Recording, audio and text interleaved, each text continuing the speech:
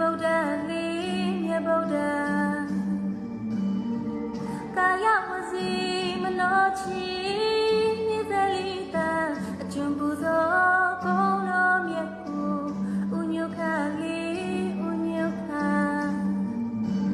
ဗုဒ္ဓံမယံပူဇေမိဗုဒ္ဓံမယံ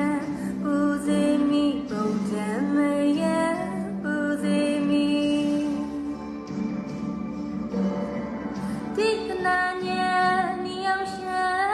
၆တန်ကူနာမပြတ်ဟန်ဆုံးပြေဝတဲ့မြတ်ဓမ္မလေးမြတ်ဓမ္မ